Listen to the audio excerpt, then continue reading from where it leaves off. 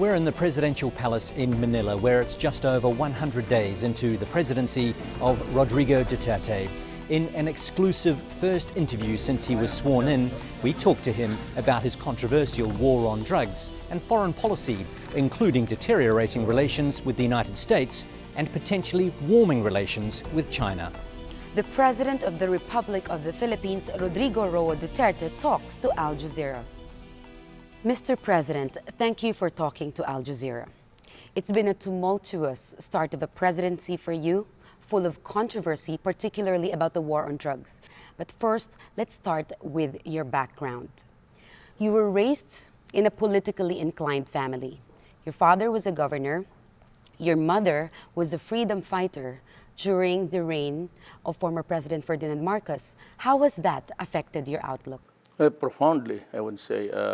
I grew up in an environment of politics, and as politicians, we tend to you go by the issues of the day. The big ones that would affect the conditions, economy and all, especially the political issues. And my father was governor for 10 years almost. But when he died, I was then a prosecutor. And when the revolution came, my mother was one of the stalwarts of the opposition against Marcos. You also had some difficult times when you were younger as a child. You have revealed that you were sexually abused by a priest. Has that shaped your beliefs? Has that helped to shape who you are now? Yes. To a large extent, actually. It's what you get along the way that shapes your character, especially. And even at that time, even your politics and how you look at the world and how you should assess them by the standards that you have used in school and in growing up, the things that you pick up along the way, you said, sorts of a blend into a collation. It blends into something which is can be said forming your own values in life. Let's talk about the war on drugs now. 3,500 people have been killed so far. It seems like the whole world is talking about it at the moment. The Philippines seems to have so many problems. So why launch what is a brutal war on drugs? Because the sheer number of people contaminated will pull my country down. It will destroy the next generation of Filipinos. You know, these lives lost, some of them were lost during legitimate encounters with the police. But the fact is, at the moment, we have 3,500 people killed. And you yourself alluded to just then that perhaps some of them weren't legitimate targets. You know, there is no crime at all when you threaten criminals with death. In my country, at least, there is no law which says I cannot threaten criminals.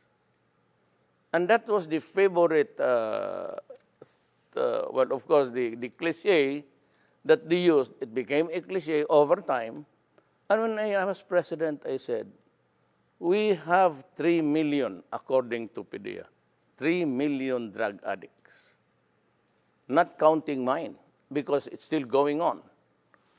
So I said, if we do not interdict this problem, the next generation will be having a serious problem. And I announced that, again, same. You destroy my country, I'll kill you. And it's a legitimate thing. If you destroy our young children, I will kill you. That is a very correct statement. There is nothing wrong in trying to preserve the interest of the next generation. That 3 million addicts, it's not, they are not a residence of one compact area or contiguous place. They're spread all over the country. And by the sheer number, because if you are a user, you must push. Unless you are the son of a billionaire, or because you have to sustain your addiction by getting another financer for you. And then the next financer will have to get a new victim to finance it. That's how it became. That is how drugs is spread. But it was not until I became president that the widespread and the magnitude of the problem became really a serious issue. So what about the children and the innocent people who have been Well, killed? that is bad. So will those cases be investigated? Yes, do you of give? course. Do you promise Of that? course, of course. But let me tell you, this is the law of my land. Here is a police. Here is a gangster. He's armed with an M16. The gangster only a pistol. But when they meet, they exchange fire. With the police with an M16, it's one burst, and hits 1,000 people there, and they die. There's no criminal liability. It could not be negligence because you have to save your life. It could not be recklessness because you have to defend yourself. Just like when the United States and the rest of the country, when you bomb a village, you intend to kill the militants, but you kill in the process the children there. It's only how it is explained, and we are, people judge best when they condemn. So they would always place you in a bad light. But the situation does not call for that. And that explains the reason why, until now, I have yet to hear an apology for those who have in Vietnam, in Afghanistan. Never mind about the militants. Kill them. But then, in the process, 2 families, hospital, it is collateral damage. Then why is it is a collateral damage to the West, and to us, it is murder? You went to law school. Yes. You worked hard to be part of the legal system. You are a lawyer by profession. Correct. And you were a prosecutor for many years. Yes. Do you still believe in the country's judicial system? Like now, I should believe in the system because I will guarantee this time that the law is break. There are judges here in Manila, more than 1,000 cases, no conviction at all of a drug case. That is where money flows, maybe savagery, threatening people on both sides. That is how it is played here. That's why we have this miserable thing about the drug problem now. But do you agree, do you acknowledge that you have encouraged vigilante killings? No, I said I will kill you. If I encourage, fine. Yes, but the point is that people can get away with murder right now. And you know that some of the killings are not legitimate. Well, So do you think that there might be cases of people settling old scores out there and disguising them as the war on drugs? I do not play with conjectures. I do not make assumptions. I just say what I should be saying as a president and as a mayor. Now, if the criminals there are killed by the thousands, that's not my problem. My problem is how to take care of the law-abiding, God-fearing young persons of this republic because they have our resources. Strictly speaking, you cannot find any redeeming factor in being, the criminals there. They are there for what? They are there for just like the cartel in Mexico. If you have read Ian Grillo, this is how the cookie crumbles. Exactly. So when I make a projection, I will kill you because I'm the mayor, I'm the president. Now, if vigilante would take over, but, I cannot control it. I cannot be God and control everything. Okay, you just kill these guys or you wait for the courts to do that. Well, you can encourage good policing and you can encourage justice Yes. and trust in the judicial system. Correct. But when I was campaigning as a president, the drug problem was already reaching by the millions. Well, 3 million is 3 million. Now, during my time, we have started to count. We are nearing now the 800 mark, 800,000. By the year ends, I would have about also 1 million. So I have 4 million drug addicts. Do you think that's an easy number? No. So why not put all the energy into rehabilitation, Well, where do you find it? reforming Energy? healthcare? Okay. Can we cut this for a while? I'll just have to. Pakikita, pakihanap yung newspaper kahapon. He wants to show you the newspaper. Oh, sure, no problem. So you were saying about this facility, sir. What is this about? This is a rehab facility built by somebody. This is what they cried that, Duterte, he should have built rehab houses instead of killing the criminals, the drug lords. This would cost millions. I entered the presidency of the Republic of the Philippines midterm.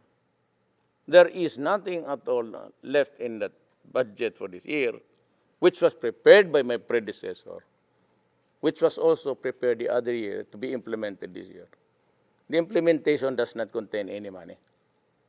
Because nobody, until I became president of this country, nobody realized how widespread, how dimensional it was for us. Sir, in the past, during the campaign and weeks into your presidency, you have repeatedly said that you have no regard for human rights. But human rights is actually part of the Constitution. And as head of state, it is also your duty to uphold the Constitution. How does that connect? I would rather intimidate and strike fear in the hearts of the criminals, just like what happened in Davao. When finally you can walk the streets, walk about in the streets at night, and you can eat anywhere at any time, and nobody would bother you. It's happening in Davao. Davao City is in the midst of Mindanao, a troubled land. But I can assure you, as plenty of people have been there, it's a destination for conventions and conferences international. It's always selected, so it's booming. It is a little bit rich than the others. Why? Because we can live our lives normally. And of course, business can thrive. So that when I said, I do not care about what the human rights guys say. I have a duty to preserve the generation. If it involves human rights, I don't give a shit. I have to strike fear because I said, the enemies of the states are out there to destroy the children. Are you not worried about possible ramifications in the future for you, a possible impeachment or being tried in the international court? Good question. Before you can begin, you must determine that I have committed a crime in my country, that I have committed mass murders in my country, and then charge me there. There can be no ramifications when I say that I will kill you if you destroy my land. It's a legitimate statement of any general, of any wartime president, of any tribal leader to say those things. Of course, you said there can be consequences, but I am not worried about this thing. I do not make any projections. How many vigilante killings? Well, if you compare the 4 million to the 3,000, minus legitimate encounters between the law enforcers and the criminals, give or take even a half of it. So what is it to the lives already lost? I have 4 million addicts to take care of. And I have been criticized and would say, well, why don't just, Duterte build rehab centers and just place them there? Why not? Why do you have to kill him? Look, I am a midterm president in the sense that I entered this year the presidency, only this year. The budget for this year was prepared by my predecessor, So Aquino. And it binds me because it would last until December. Nowhere in this budget provides enough money to build even 2 buildings of rehab structures. It's all what is left of my government now after the election is just enough for the MOE, maintenance and all. So you're saying, sir, No capital outlays. the budget of President Aquino for this year, the last 6 months, does not include any rehabilitation. Because the problem was there, but there was nobody minding the store. I was the only mayor brave enough to say those things. So my city, got the benefits of a peaceful place where you can live, where you can eat, work safely. But the others, we did not know. But they allowed so many administrations to flourish. And it was not until I became president that we realized that there were already, according to at the time to General Santiago of the PDEA, Philippine Drug Enforcement Agency, that there are already 3 million addicts. So never mind my counting, because I'm still counting up to the end of the year. Are you in favor of medicinal marijuana? Yes, but that is a very long process. It has to be something like being officially certified by the Food and Drugs of the Philippines, and it must have this qualifying, activity where it's being used to find out if it's really medicinal or if it can do something good for the body. But you'd consider it? You'd consider it, the legalization of it, for example? I'm not the authority for that. It's the Food and Drug Administration which says that it's good. Okay. If it is certified by the government that it's good, fine, no problem. I don't think anyone could deny, doesn't matter how controversial it is, that you've delivered on your election campaign promise to crack down on drugs. One thing you haven't delivered on yet is your promise to ride a jet ski out to the disputed territory in the South China Sea and plant the Philippine flag on there. Now, many people, many voters, I assume, took that as a sign that you were going to be tough on China in that disputed territory in the South China Sea or the West Philippine Sea, but you haven't been. Why? Do you really think that I would go there riding? I don't even own a jet. No, I don't. But people perceived that as a sign that you were going to get tough with China. It was a hyperbole. Literally, you cannot expect to ride. I don't even know how to swim. And if it overturns, then you lose a president along the way. So why did you say that then? What were you referring to? A hyperbole. To stress a point that we will not give up anything there. But your statements recently tend to indicate that you are willing to give up some territory there. No, it doesn't. Nobody's going to give up the judgment that it's in our favor. I cannot give it up. Nobody can give it up. Nobody in the Constitution allows anybody to give it up. Even the president cannot give it up. Those are our entitlements. This is an island. Every country in this world is given its own fish pond. That's your fish pond where you get the fish, the shells, and everything.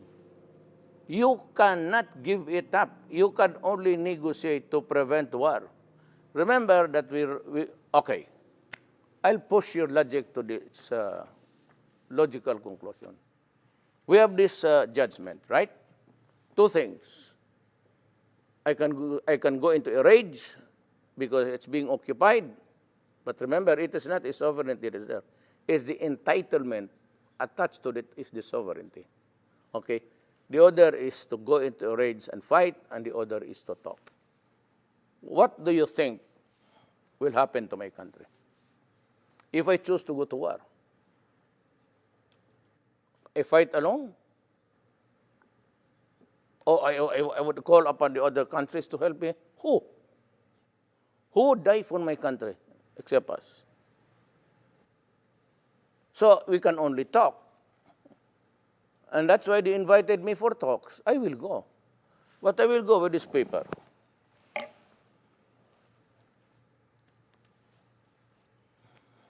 A blank sheet of Mr. paper. President, I said, this is the award. I cannot go out beyond the boundaries of this paper. Let's talk. Let's begin here. The Philippines won a landmark case against China, unprecedented in recent history, a smaller country standing up to a superpower. It declared the 9-dash claim of China invalid. Now, you're going to China, and you've mentioned previously, you said that you will not insist on the position of the Philippines on the Scarborough Shoal. Now, your critics are questioning why it seems you're going to China and negotiating from a position of weakness rather than of strength. It would be arrogant to me to go there and say, I'm going there to fight for this and that. You know, there's much to be learned in history, and even in the books, and the way the Orientals places the words in his mouth, especially the Chinese. You have to go there with a little bit of courtesy. But when you are already in front of each other, then I said, this is it. We do not go. What would be the purpose in going there without this? For what? But you can guarantee to the Philippine people that you are not going to sign away or give up hope or give up fighting for the Spratlys Scarborough Shoal. Yes, in the first they are place, Philippine said, territory. Nobody but nobody, not even the president of this country, can give up the claim. You are not allowed to do that. That is one sure way of going to impeachment. But can you guarantee that you will fight to maintain of course. those? Nobody's going to give up anything there. I said, if the Constitution does not allow you, then who can? Then not even your mouth. That's how it is. What deals are you hoping to do when you go to China? Well, maybe we talk about, I would know, or I would not know the wherewithal, so where we would start. Then the judgmental thing would come into fore. Then some other matters about trade and commerce. And if there's any arrangement, if we want to come to a happy compromise, then we can talk about entitlements of the China Sea. But really, I cannot predict on any solid thing to talk about until I'm there. So I am not there until I am there. Will you discuss the war on drugs? Because records show that a lot of the drugs coming into the Philippines are coming from China. They understand it. That's why they'd like to help. But you know, China now is a democracy. I mean, the communist is just something which is just a thing to go by, to keep control. But everything there is free enterprise. Having said that, Mr. President, you have clearly moved away from the United States. Why do you think it is necessary for the country to distance itself from its long-standing ally in Asia? Our exclusive interview with the Filipino President Rodrigo Duterte will continue on the next episode of Talk to Al Jazeera.